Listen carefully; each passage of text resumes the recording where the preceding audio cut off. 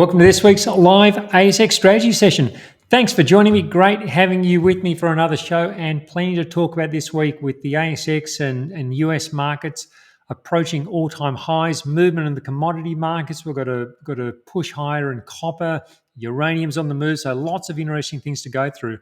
Also, any stock codes you'd like me to have a look at, get them ready. We'll go through those in the back half of the show. Now, of course, everything today, general commentary only, doesn't take your personal situation into account. Having been through all of that, let's get into this week's first chart. So, starting with the ASX 200, and after a 1.5 week pullback, the ASX 200, well, it got close to this 50-day moving average on Monday before quickly rallying again over the last few days. So was that it for the pullback?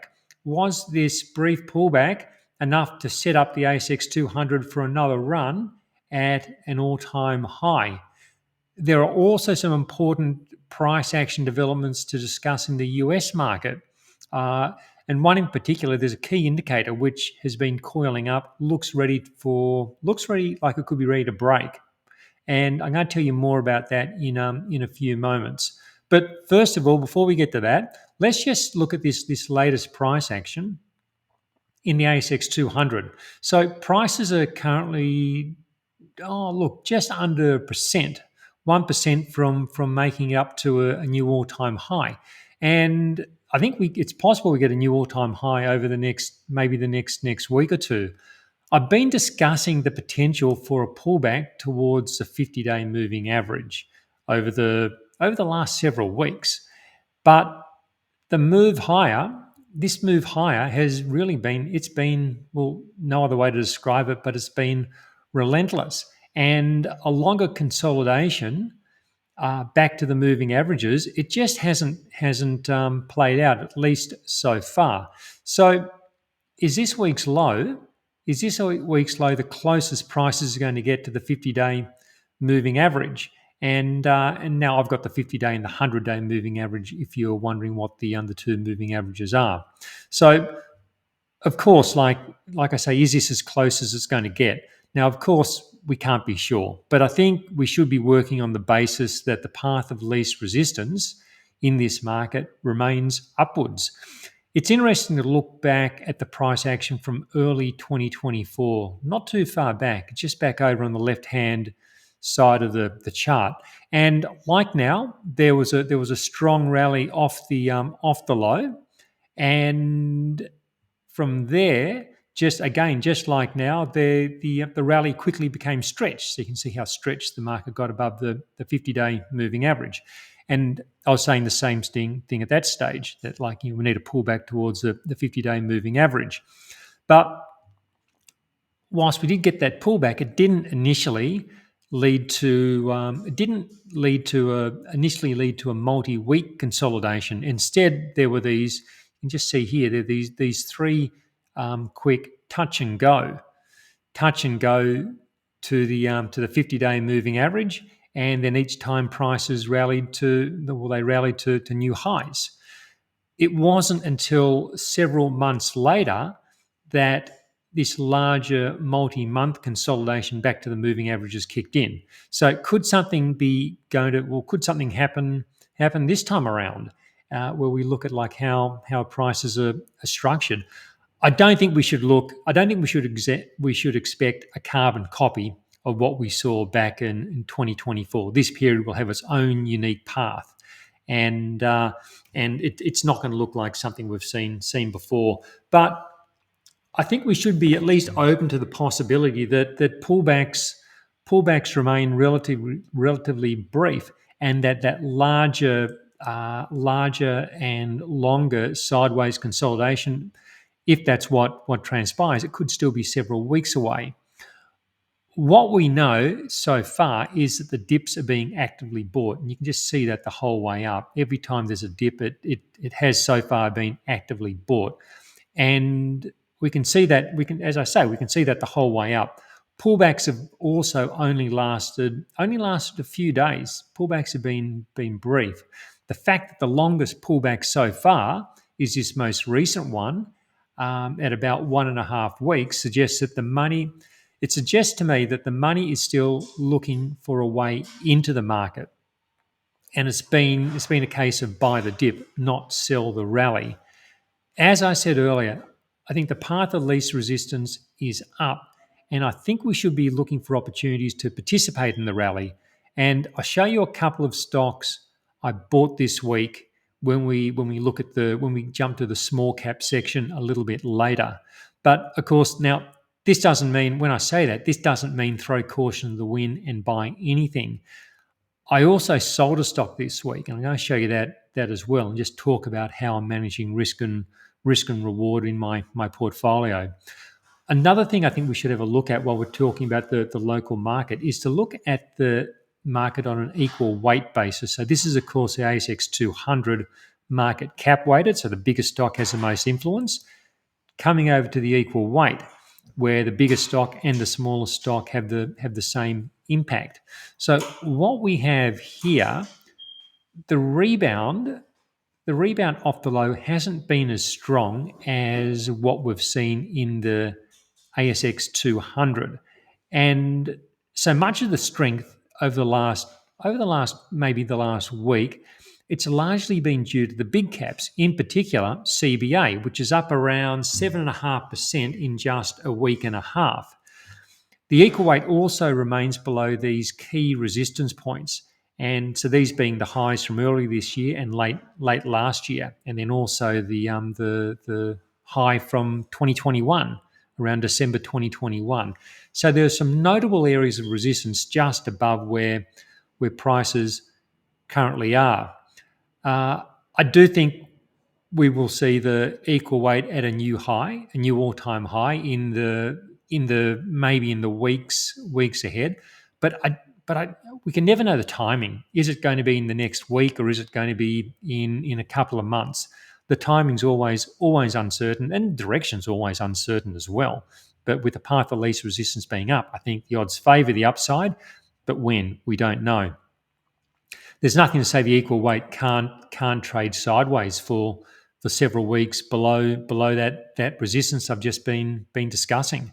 And I think for the ASX 200 to sustain an ongoing rally, I think it needs that broad participation that comes from the equal weight breaking out and moving higher. So, as I said, I don't think it's a case of throwing caution to the wind and just chasing stocks at any price. I think it's about being selective and just looking for those right setups, but of course, approaching this from the long side. And that's what I've been doing, and that's what I'm currently doing. It's been a case of that, and we've spoken about this several times, or many times really. It's been that gradual getting back into the market over the last 9 weeks, and then continuing to add exposure as the right opportunities appear. The thing I think we've always got to remember with the stock market is that it's never a one-way bet. So we need to always be, well, I think we always should be looking at managing risk. And risk just isn't about a stock that might fall. Risk is also about being out of the market when the market's rising. So we're managing risk on a couple of different levels. And that's what I'm trying to do with these strategy sessions. I'm trying to help you balance risk and manage uncertainty and the thing I'm not trying to do is make crystal ball predictions saying the market is going to do this or will do that, because really I don't know, and I don't think anyone who says they're making these rock solid predictions does know. I don't think it helps anyone. So coming back to the ASX 200 quickly, I think the overall structure here is positive. We've got these rising moving averages. Price is also nicely established above the moving averages. So I think from that perspective, I'm happy to stay along the ASX 200 index, happy to stay along individual stocks, and I think that's the way to continue playing this. And as always, I'm using those wide trailing stops to try and see off pullbacks when they occur, like stops which are below 100-day moving averages, giving stocks plenty of room to move. Now, we'll go over to the US market now. Just before that, if you're getting some value, please hit that like button. Please leave a short comment. Tell me what you think about the market, or just, hey, thanks for the video. Simple as that. Just tells YouTube you're watching, you're engaging, and YouTube shows other people, which helps heaps. And also, if you're not on my Motion Trader mailing list, I've got a special end of financial year membership offer going on at the moment. So if you're not on my mailing list, send me an email at jason@motiontrader.com.au and I'll send you the details. And one of the things included in that special deal is full membership for the strategy session. So you get the full version of this going forward, not just, if you're not a member, not just the ASX and the S&P. So check out that offer. A few days left to take it up. All right, so let's go over to the US market. We'll start with the S&P 500. So the S&P 500, it's on the verge of a new all-time high. It's been one of the most extraordinary rallies in history, both in terms of its size and speed. So it's up something like 27% in just 11 weeks. And it's also been extraordinary in terms of the market's resilience to extreme uncertainty. It's like I can't recall a time where there's been greater uncertainty than over the last 2 or 3 months, and the market has been brushing that off and moving up towards those all-time highs. And when the market rallies this much over a couple of months, there's been a strong historic tendency for further gains over the next year. That's been the case since at least, say, the late 1980s. When we look at this chart, I think it's a bullish structure. Rising moving averages, so again, the 50 and the 100-day moving averages, both trending higher. Price is established above those moving averages, has been above the moving average, or it's been above the 50-day moving average since the start of May. And it's been a clear upward progression with rallies. We've had rallies followed by short consolidations and then further rallies. So that's all positive market structure. Like we discussed with the ASX 200, I think that's a sign that buyers are waiting on the dips to get money into the market. It's very different to what we saw during 2022. And just to remind you what 2022 was all about. So you just look at this. You'd get those strong rallies. Saw several strong rallies, but on each and every time, it was the sellers who were waiting to unload stocks into those rallies, and the market quickly gave way. The dips weren't supported at all. It was just like a cascade of selling. Very different to the price action that we're seeing now, where the dips are being bought and the sellers aren't waiting. It's the buyers who are now waiting to get in. That's been how this has been working over the last few months. Just look at how quickly that past pricing. Just saw how quickly those rallies gave way. Again, not what we're seeing now. Coming over quickly to the Dow Jones, I think this is interesting price action that we're seeing here. We've got prices rallying off the moving averages just in the last week, and that comes after about 5 weeks of trading sideways along the moving averages. Moving averages have just crossed this week, with the 50-day now above the 100-day average.